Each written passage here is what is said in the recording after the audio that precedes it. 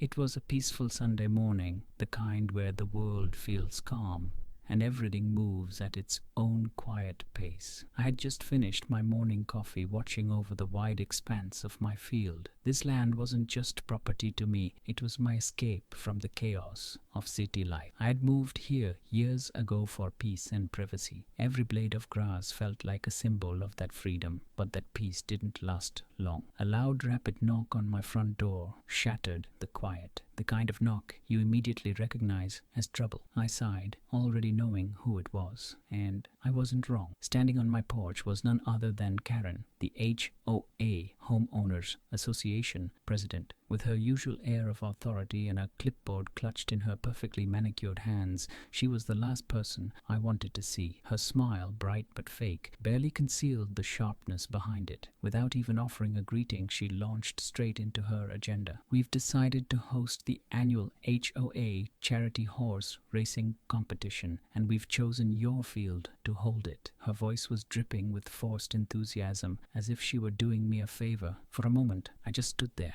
stunned. My field, a place I worked hard to maintain, was about to be turned into a racetrack. I let the words sink in before responding. "My field?" I asked, struggling to hide the irritation creeping into my voice. Karen nodded quickly, already moving into a well-rehearsed speech. "Yes, it's the perfect spot, spacious, flat, and central to the neighborhood. It'll be wonderful for the community, and just think of the good it will do for charity." I couldn't believe what I was hearing. This wasn't a casual suggestion, it was a declaration. She hadn't come to ask for permission. She had already made the decision without me. I crossed my arms, trying to keep my cool. "I wasn't consulted about this," I said firmly, "and I never agreed to let my land be used for an event like this." Her smile didn't waver, but there was a glint in her eyes that suggested she wasn't used to being challenged. "Oh, it's just a small thing," she said, brushing off my objection like it didn't matter. "The HOA board has already approved it, and the community is excited. Surely you wouldn't want to be the one to stand in the way of such a positive event?" And there it was, the guilt trip. If I said no, I'd be the villain, the selfish neighbor who didn't care about the community. It was a classic Karen move, and she knew exactly how to play it. "I use that field, Karen. It's not just empty space," I said, trying to inject some logic into the conversation, but Karen wasn't here for logic. She had already decided the outcome. "It's only for one day," she said, her tone sweet but unyielding. "You won't even have to lift a finger. We'll handle everything." And just like that, she turned on her heel, marching back down my driveway without waiting for my answer. I stood there, watching her leave, anger simmering beneath my calm exterior. The nerve of her deciding what to do with my property without my permission. But what choice did I have? If I refused, the whole neighborhood would turn against me. Still, something about the whole situation felt off. Why my field? There was a perfectly good park just down the road. Why was she so determined to use my land? That question gnawed at me for the rest of the day, and the next morning things escalated. Without any further notice, trucks and workers showed up. They began measuring my land, hammering stakes into the ground, and marking boundaries with bright neon flags. I hadn't agreed to anything, but it didn't seem to matter. Karen had set her plans in motion, and I was nothing more than an obstacle in her way. Neighbors strolled by, chatting excitedly about the upcoming event. Some waved, as if I should be thrilled about the intrusion. "I heard there'll be food trucks and prizes," one neighbor said cheerfully. "Isn't it amazing how much Karen does for the community?" Amazing. That wasn't the word I would have chosen. I tried to reason with her several times. I called her. I emailed the HOA board. Nothing worked. Every time I brought up my concerns, I was met with the same condescending tone. "It's just one day," Karen would repeat. "Why are you being so difficult?" Difficult. That word rang in my ears. Was I really being unreasonable for wanting to protect my property? But the more I thought about it, the more uneasy I became. Something wasn't right. And the more I watched, the clearer that feeling became. Late one evening, frustrated and suspicious, I pulled out the HOA charter, the thick stack of documents I had barely glanced at when I moved in. I spent hours combing through the legal jargon, hoping to find something that would give me a reason to stop the event. And then, buried deep in the fine print, I found it. A small, almost hidden clause that sent a chill down my spine. Temporary use of private property for HOA-sponsored events may be converted into permanent community space if deemed beneficial by the board. I read the sentence again, my heart pounding. Was this Karen's real plan? Was she using the charity event as an excuse to claim my field permanently? If that was her goal, I was in real trouble. And worse, she had the legal backing to make it happen. My quiet, peaceful life was suddenly under threat. And the worst part, I was the only one who seemed to care. Over the next few days, I kept a close eye on everything. I watched the workers, the deliveries, and even Karen herself. There was a pattern to her actions, one I couldn't ignore. Late-night phone calls from her driveway, private meetings with select HOA board members. Something bigger was happening, and I needed to find out what before it was too late. I wasn't just going to let her take my land. If Karen wanted a fight, she was about to get one. I started documenting everything, every conversation, every change to my field, every odd behavior. If she wanted to play dirty, I'd be ready. But as the horse racing event drew closer, the stakes grew higher, and little did I know I was about to uncover a secret that would shake the entire neighborhood. The question was, would I be able to stop Karen before it was too late? What would you do if someone tried to take what's yours? Would you stand by, or would you fight back? Because in this neighborhood, standing up to Karen wasn't just about saving my field, it was about keeping my freedom, and I wasn't going to let her win. The week leading up to the HOA horse racing competition turned my quiet life into pure chaos. Each morning I woke up to the sound of heavy machinery tearing through my once pristine field. Trucks rolled in like clockwork, unloading fences, banners, and even a set of bleachers. It wasn't just a casual neighborhood event anymore. It was transforming into a full-blown spectacle, and through it all, Karen was everywhere, barking orders, smiling for photo ops, acting like she owned the place. I kept my distance, but every time I stepped outside, I felt like an outsider on my own land. The strangest part, the event wasn't even officially announced yet. No flyers, no public emails, just a whisper network spreading through the community. It felt deliberate, like Karen wanted to keep things quiet until it was too late for anyone to stop her. But I wasn't going to let that happen. Not without a fight. So I did what any reasonable person would do. I started asking questions, real questions, the kind Karen didn't want anyone asking. First, I went to the HOA board meeting, or at least I tried. The meeting was supposed to be open to all residents, but when I arrived, the doors were already closed. Through the glass, I saw Karen at the head of the table, speaking with the kind of confidence that only comes from knowing no one would dare challenge her. I knocked loudly. It took a few seconds before one of the board members, Mr. Davidson, reluctantly opened the door. He was the only one on the board who seemed even slightly uncomfortable with Karen's power grab. "Is this meeting open to the public or not?" I asked, keeping my voice calm. Mr. Davidson hesitated, glancing over his shoulder. "It is," he said quietly. But Karen insisted this discussion needed to be private. Of course she did. I gave him a pointed look. "I'm the one whose property is being used. I deserve to know what's going on." He hesitated again, but before he could answer, Karen's voice rang out from across the room. "Let them in," she said, her tone all sugar and poison. "We're always transparent with our community after all." I stepped inside, scanning the room. It was a small group, just the core board members. All of them, except for Mr. Davidson, looked like they'd already made up their minds. "I have some concerns," I started, keeping my tone even. "Why my property? And why was I never formally asked before plans were made?" Karen smiled, tight and controlled. "We chose your field because it's perfect for the community," she said, like she was explaining something to a child. "And as for permission, the HOA charter allows us to temporarily use private land if it benefits the neighborhood." There it was, the loophole. I expected her to hide it, but she was too confident. She knew she had the board wrapped around her finger. "What exactly is temporary?" I pushed, because from what I've seen,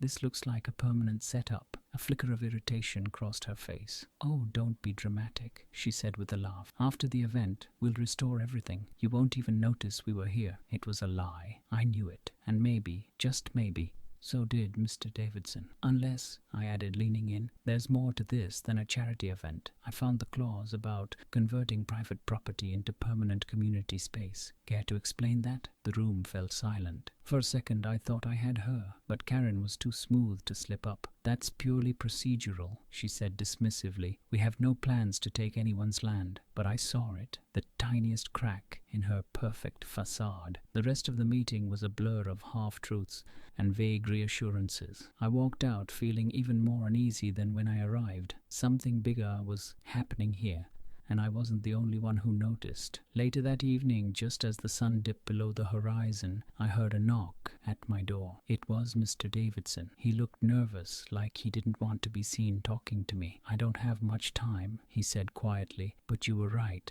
There's something Karen isn't telling the community. I opened the door wider, motioning him inside. What do you know? He hesitated before stepping in. Karen's been meeting with a real estate developer. They want to turn part of your field into a permanent community center. If this event goes well, they'll push to rezone the land. A chill ran down my spine. And if I refuse, they'll make your life hell, he said bluntly. HOAs have power, more than people realize. If you push back too hard, they'll fine you, harass you. They can even file liens on your property. It was worse than I thought. And Karen wasn't just some overbearing neighbor. She was playing a long game, one that could cost me everything. I leaned against the wall, my mind racing. Why are you telling me this? Because it's wrong, he said simply. But you need to be smart. Karen doesn't lose. If you're going to fight her, you need proof. Solid proof. And with that, he left, disappearing into the night like a whistleblower in a corporate thriller. The next morning, I started gathering evidence. I recorded everything, the construction, the conversations. I even set up cameras around the perimeter of my field. If Karen wanted a battle, I wasn't going down without a fight. But what I didn't know was that I was already being watched. A sleek black SUV started parking across the street every night. I'd catch glimpses of unfamiliar faces at HOA meetings, people who weren't from the neighborhood. And one morning I found a notice taped to my door. Failure to cooperate with HOA initiatives may result in formal action. They were escalating and fast, but I wasn't backing down.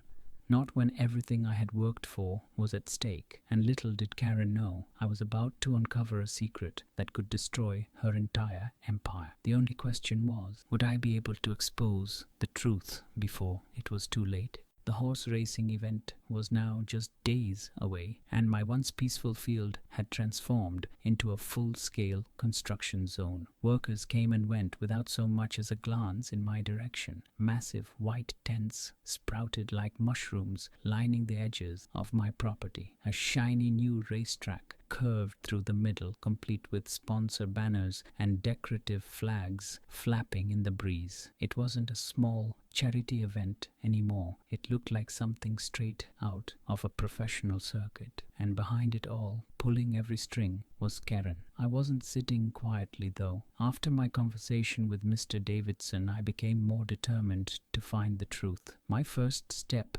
tracking down the developer Karen had been meeting with. It wasn't hard. A little online digging revealed the company, Crestview Developments, a notorious firm specializing in turning community spaces into luxury projects. And, as it turned out, their CEO had a long-standing relationship with HOA boards, especially ones like ours. I wasn't just up against Karen, I was up against a machine, and they were already 3 steps ahead. Late one night, while reviewing my surveillance footage, I spotted something odd. Around 2 a.m., a black SUV, one I'd seen parked across the street, pulled up near my field.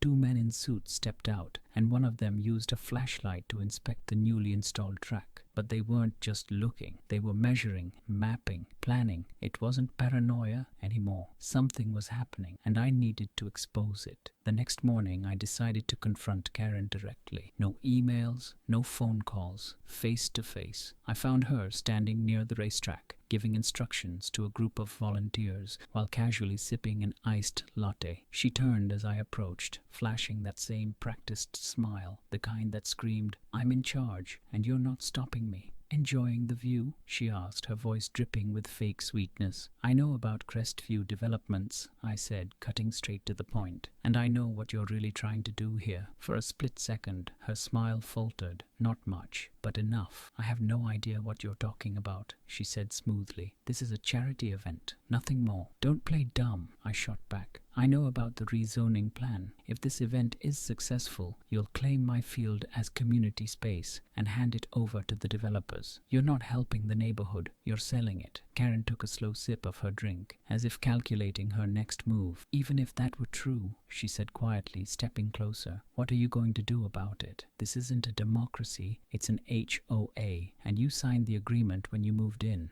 Her confidence was staggering. She wasn't even trying to deny it anymore. In her mind, she had already won. Here's the thing, Karen, I said, holding her gaze. I've been documenting everything. The secret meetings, the late-night inspections, the shady developer deals. And if you think for a second I won't go public with it, you're wrong. For the first time, her mask slipped completely. Her smile vanished, replaced by a cold, calculating expression. Be careful, she warned. You don't understand who you're messing with. I can make your life very difficult. Her words hung in the air, a threat disguised as advice. But I didn't flinch. You should be the one being careful, I said, because when I blow the lid off your little scheme, you won't just lose your position, you lose everything. I turned and walked away, adrenaline surging through my veins. This wasn't just about my land anymore. It was about exposing the corruption that Karen had woven into the very fabric of our community. But the fight was only beginning. The next day, things escalated fast. A formal letter from the HOA landed in my mailbox. Notice of non-compliance, it read in bold letters. According to Karen and the board, I was violating several obscure regulations. Everything from my lawn's height to the paint color on my mailbox. Petty infractions, but enough to start slapping me with hefty fines. It was a clear message. Back off or we'll make you pay. But instead of intimidating me, it only fueled my resolve. I had evidence. I had the truth. And now it was time to use it. I called a local journalist known for exposing shady HOA practices. At first, she seemed skeptical. HOA disputes were a dime a dozen. But when I laid out the documents, the surveillance footage, and the connection to Crestview Developments, her tone shifted. This is big, she said. If what you're seeing is true, you're sitting on a major scandal. We arranged a meeting for the following day, but Karen wasn't about to let things unravel so easily. That night, around midnight, I heard something outside. At first, I thought it was just the wind, until I saw the flicker of flashlights near my shed. My heart pounded as I grabbed my phone and slipped out the back door. Staying low, I crept around the side of my house. And what I saw froze me in place. Two men, dressed in black, were cutting through the fence along the far edge of my field. I couldn't see their faces, but I recognized the SUV parked nearby. Crestview's men. They weren't just scouting, they were planting something. Evidence? Sabotage? I didn't wait to find out. I hit record on my phone and stepped into the light. Hey, I called out. What the hell are you doing on my property? The men froze. For a moment, I thought they might try to intimidate me, but then one of them cursed under his breath, and they bolted for the SUV. Tires screeched as they sped off into the night. By the time the police arrived, the damage was done. My fence was wrecked, and someone had scattered debris along the track, enough to make it look like I was sabotaging the event myself. Classic Karen move, framed the opposition, but she underestimated me, because while her goons ran, I got everything on video. I spent the rest of the night compiling the footage and documents into a digital file, one I sent not just to the journalist, but to every single homeowner in the neighborhood. By morning, the truth was out. Karen tried to spin it, claiming I was a disgruntled homeowner trying to ruin a beloved community event, but the evidence was too damning. Homeowners began questioning the HOA's motives. Crestview's involvement became public knowledge, and that hidden clause, it sparked outrage. No one wanted their property quietly stolen for a developer's profit. By the day of the horse racing competition, the mood had shifted. What was supposed to be Karen's crowning moment became her downfall. Homeowners showed up, not to celebrate, but to protest. The event barely lasted an hour before the HOA board was forced to shut it down. Within a week, Karen resigned in disgrace. Crestview backed out of the development, and as for my field, it remained exactly where it belonged, mine. In the end, standing up to Karen wasn't just about protecting my property, it was about sending a message. No one, no matter how powerful, can take what's yours if you're willing to fight for it. And if the HOA ever comes knocking again, well, let's just say I'll be ready. With Karen's resignation and Crestview's retreat, you'd think the chaos would finally settle. But in the world of HOA politics, nothing is ever that simple. Even with her gone, the aftershocks of her schemes continued to ripple through the community, and I was right in the middle of it. In the days following the failed horse racing competition, the HOA board scrambled to restore their image. Publicly, they distanced themselves from Karen's actions, claiming they had no prior knowledge of her dealings with Crestview. Behind closed doors, however, it was a different story. I became their number one problem, the homeowner who exposed their secrets, and they weren't about to let that slide. It started with small, petty acts of retaliation. Mysterious complaints about my property appeared out of nowhere. First, it was the height of my hedges, half an inch too tall, they claimed. Then, a warning about an unauthorized structure, my garden shed, which had been there for years. Every week, a new notice arrived, each one more absurd than the last. At first, I shrugged it off. Karen was gone. What more could they do? But then, the fines started piling up. Hundreds of dollars in bogus violations, all designed to push me to the edge. And if I couldn't pay, the HOA had the power to place a lien on my property, one step closer to forcing me out. I wasn't going to let that happen. Rather than fighting them on their terms, I decided to take the battle public. Again, using the same tactics I had used to take down Karen, I created a community watchdog group. It started small, just a few neighbors who were tired of the HOA's overreach. But within weeks, our numbers grew. Homeowners who had stayed silent during Karen's reign now shared their own stories of harassment and hidden agendas. We organized, we documented, and then we went for the jugular. I filed an official complaint with the State Housing Authority, accusing the HOA board of financial mismanagement and abusive practices. This wasn't just about me anymore. It was about holding them accountable for years of unchecked power. And the evidence? We had it all.